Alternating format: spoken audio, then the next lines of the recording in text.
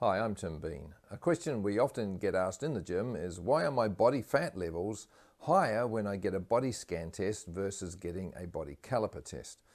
The reason is actually quite simple if we go back to fundamentals. You see, you have three different types of fat. The first is the fat that we can typically see and grab, and that's called subcutaneous fat, which lies directly underneath the skin.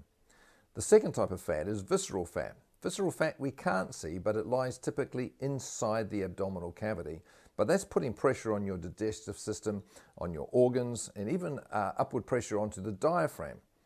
And that's why it's a little bit more dangerous. The third type of fat is even more so, and that's what we call ectopic fat. And this is the fat that actually lies in and amongst the organs of the body, typically the liver, the kidneys, and your heart. And therefore that can pose a real life-threatening situation to your body.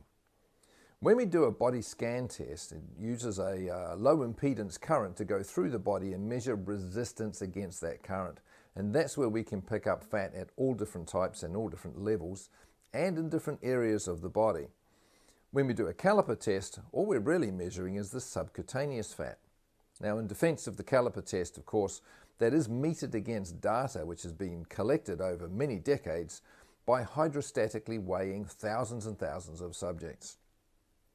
Hydrostatic weighing is simply immersing a total body into the water and measuring the flotation effect of fat, which of course fat floats in water. And that's not a badly accurate way of measuring body fat. And what we do is we measure that against the caliper readings that we get based on your age groups. The downside of that is it is based on averages, so for you may not be 100% accurate. When we do the body scan test, of course, we're also looking for other things. It's looking at body composition, so determining what your lean mass is, and that will help us determine whether your training program is working in terms of gaining lean muscle mass as part of your weightlifting regime. The other thing it's looking at is cellular hydration.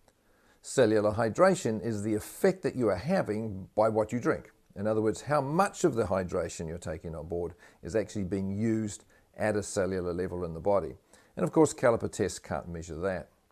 The one advantage, of course, that I haven't mentioned with caliper testing is when we're doing caliper testing, we can actually see and feel where the fat is on your body and what the texture is. It's possible to determine whether that hard-packed fat on the back of the hips, for example, is in fact becoming softer, more pliable, which means those fat cells could be emptying out. Combined with tape measurements, we get the ultimate result. So we can see where fat is going, how it's being reduced in the body, and how the body shape is changing as well. But that's the basic difference between body fat scanning and body fat caliper testing. And that is the reason why, quite often, you'll find your body fat levels on a scan are typically but consistently higher when you compare them to a body caliper test. I hope you found that interesting and useful. I'm Tim Bean. Thanks for watching.